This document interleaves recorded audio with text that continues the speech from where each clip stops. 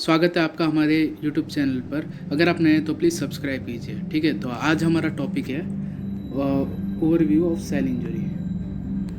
Cell injury को overview करना है। ठीक है, तो अभी यहाँ पर जो है ज़रा एक बेसिक सा जान लेते हैं कि सेल इंजरी होता क्या है। तो सेल इंजरी जो है, cell actively control the composition of their immediate environment and intracellular milieu within a narrow range of physiological parameter which is also known as homeostasis। Okay, मतलब जो है कि कहीं ना कहीं सेल जो है हमारे होम्योस्टेसिस मैकेनिज़्म को कंट्रोल करती है फिजियोलॉजिकल,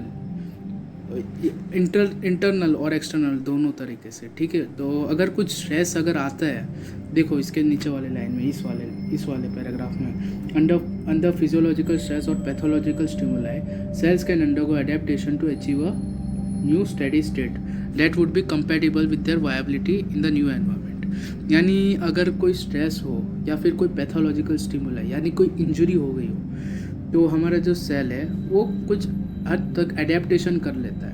यानी इसको हम बोल सकते हैं कि एडजस्टमेंट कर लेता है, यानी एडजस्ट हो जाता है, यानी अडेप्ट कर लेता है और कुछ एक सर्टन लिमिट तक अडेप्ट करता है। उसके बाद जो है वो सेल में इंजरी आना स्टार्ट हो जाती है।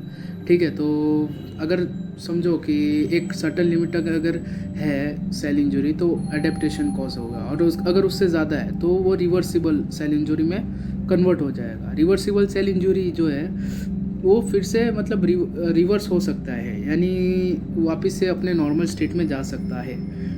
बट अगर उससे ज़्यादा अगर कोई स्ट्रेस या पैथोलॉजिकल स्टिमुलाई हो गया तो वो होगा हमारा irreversible cell injury. Irreversible cell injury हमारे नॉर्मल फंक्शन में नहीं आएगा, यानी वो अगर एक बार सेल को डैमेज हो गया तो वो डैमेज ही रहेगा। ठीक है, तो ये पैराग्राफ वही समझाना चाहता था। अभी जो है if the injury is too severe irreversible the affected cell die. जैसा कि मैंने बोला था कि अगर कुछ इंजरी बहुत ज़्यादा सीवियर होगी तो सेल जो है वो इरिवर्सिबल फॉर्म में चला जाएगा। ठीक है, अब कॉजेज़ ऑफ सेल इंजरी है। ठीक है, तो कॉजेज़ ऑफ सेल इंजरी में हम देखते हैं कि हाइपोक्सिया है, ये केमिकल एजेंट है, फिजिकल एजेंट है, इन्फेक्शंस है, इम्यूनोलॉजिक रिएक्शन है, जेनेटिक डिफेक्ट है, न्यूट्रिशनल डिफेक्ट्स है और एजिंग है। यानी अगर हम जनरली देखा जाए तो अगर किसी भी सेल इंजरी का जो कॉजेज़ है वो यही है। अब जनरली होता ये है कि एक और चीज़ भी है जिसमें बोलते हैं कि ये तो होता है एक जेनेटिकली डैमेज भी होता है, जेनेटिकली सेल इंजरी भी होती है। अब उसमें अगर हमें एग्जांपल देना हो तो हम एग्जांपल दे सकते हैं clean filter syndrome, down syndrome, है ना। तो ये एक मतलब दो टाइप के हैं सेल इंजरी, और दूसरा वाला जो है उसमें हाइपोक्सिया है, इस्केमिया है, केमिकल एजेंट्स है, फिजिकल एजेंट्स है, इन्फेक्शंस है, इम्यूनोलॉजिकल रिएक्शंस है, जेनेटिकल डिफेक्ट्स है और न्यूट्रिशनल डिफेक्ट्स है। जेनेटिकली डिफेक्ट्स भी अगर इसी में आ जाता है, मतलब ये जो भी है ये प्राइमरी है। ठीक है, तो हाइपोक्सिया जो है, हाइपोक्सिया का मतलब होता है कि किसी भी सेल को मतलब ऑक्सीजन जो है वो उसकी डेफिशिएंसी हो जाना, ब्लड में ऑक्सीजन की डेफिशिएंसी हो जाना, यानी किसी पर्टिकुलर ऑर्गन को सफिशिएंट अमाउंट ऑफ ऑक्सीजन नहीं मिल रहा, तो उस पर्टिकुलर कंडीशन को हम बोलते हैं हाइपोक्सिया। और इस्केमिया यानी क्या होता है कि इस्केमिया यानी जहाँ पर ब्लड जो है वहाँ उस पर्टिकुलर एरिया में कम पहुँच रहा है, यानी लॉस ऑफ ब्लड, या फिर क्या बोलते हैं उसको, वहाँ पर उस पर्टिकुलर एरिया पे ब्लड सप्लाई जो है वो रीच नहीं है। ठीक है, तो रीच नहीं है, तो ये होता है इस्केमिया। अब एक चीज़ याद रखना, ये जो मैकेनिज़्म है जनरली देखा जाए तो अगर हाइपोक्सिया और इस्केमिया अगर देखा जाए तो किसी हार्ट कंडीशन में भी इसका अगर एग्जांपल दूँ मैं आपको तो कोरोनरी आर्टरी डिजीज़ है, यहाँ पर एथेरोस्क्लेरोसिस है। एथेरोस्क्लेरोसिस में भी सेम ही होता है, यानी कोई भी एथेरोस्क्लेरोसिस कोई भी आर्टरीज़ में अगर ये कोई भी आर्टरीज़ में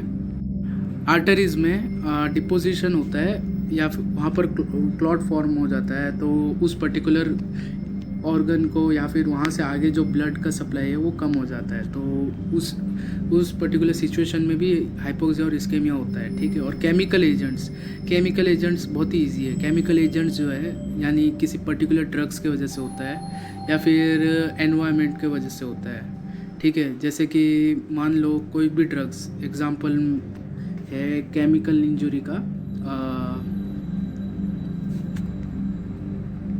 मान लो बहुत ही फेमस एग्जांपल है पैरासीटामोल, ठीक है। तो पैरासीटामोल जो है, अगर पैरासीटामोल एक्सेस में लिया अगर किसी ने, तो उसके चांसेस है कि वो लिवर हेपेटोटॉक्सिक इफेक्ट शो कर सकता है, ठीक है। तो ये एक एग्जांपल है। और फिज़िकल एजेंट में ट्रॉमा यानी किसी कार एक्सीडेंट या कुछ भी, जैसे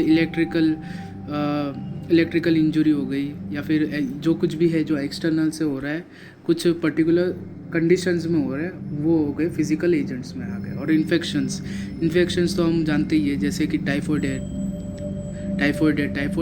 में जो साल्मोनेला टाइफी है वो हमारे इंटेस्टाइन में जाके इन्फेक्शन कॉज करता है, तो डायरिया वगैरह होता है, वॉमिटिंग। या फिर हमारा ट्यूबरक्लोसिस माइकोबैक्टीरियम ट्यूबरक्लोसिस जो हमारे लंग्स को इन्फेक्शन कॉज करता है। तो लंग्स को इन्फेक्ट करेगा तो क्या होगा कि कहीं ना कहीं हमारा लंग्स जो है वो काम करना कम कर देता है या बंद कर देता है, तो उससे डेथ हो सकती है अगर उसको ट्रीट नहीं किया तो, ठीक है।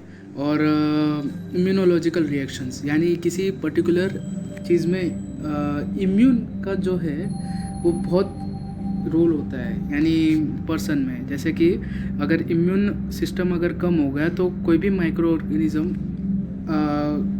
अफेक्ट कर सकता है किसी भी इंसान में। जो कमज़ोर माइक्रो ऑर्गेनिज्म होगा वो भी डिजीज़ कॉज कर सकेगा, तो उससे सेल इंजरी हो सकती है। जैसे अगर या फिर ऐसा भी है कि या फिर ऑटो इम्यून डिजीज़ जैसे कि फॉर एग्जांपल अगर डायबिटीज़ है, किसी पर्टिकुलर कंडीशन से अगर डायबिटीज़ हो जाती है, ऑटो इम्यून डिजीज़ वो भी एक एग्जांपल है ऑटो इम्यून डिजीज़। या फिर आर्थराइटिस जॉइंट का इन्फेक्शन है, तो वो भी जो है वो कहीं ना कहीं इम्यून सिस्टम की वजह से ही हो रहा है। ऑटो इम्यून जो है मतलब इम्यून सिस्टम की वजह से होता है, ठीक है। और दूसरा जो है जेनेटिक डिफेक्ट्स जो है वो मैंने अभी एक एग्जांपल दिया था कि क्लेनफिल्टर सिंड्रोम है, डाउन सिंड्रोम है, या फिर और भी बहुत सारे जेनेटिक डिफेक्ट्स है। For example diabetes mellitus, type 1 diabetes mellitus, और ये जो भी है ये डिफेक्ट होते हैं जेनेटिक में भी, ठीक है। तो ये भी एक कॉजेज़ है सेल इंजरी का। अब इसके बाद जो है वो न्यूट्रिशनल डिफेक्ट है। न्यूट्रिशनल डिफेक्ट्स जो होते हैं जनरली क्या होता है कि किसी डेवलपिंग नेशन होता है या अंडर डेवलप्ड नेशन होता है वहाँ पर देखा जाता है कि और जनरली ये इन्फेंट्स में ही देखा जाता है। अगर वैसे तो नॉर्मल लोग में भी देखा जा सकता है कि अगर किसी ने ओबेस है या फिर जिसका BMI जो है नॉर्मल से भी कम है या अंडर वेट है, तो ये सब जो है वो न्यूट्रिशनल डिफेक्ट्स में भी आता है। और जो इन्फेंट्स में होता है वो हमारा क्वाशियोरकर, मैरस्मस जो कि न्यूट्रिशनल डिफेक्ट्स है, वहाँ पर भी सेल जो है सेल का डैमेज होता है एक पर्टिकुलर लेवल तक, ठीक है। और इसके बाद जो है वो एजिंग है।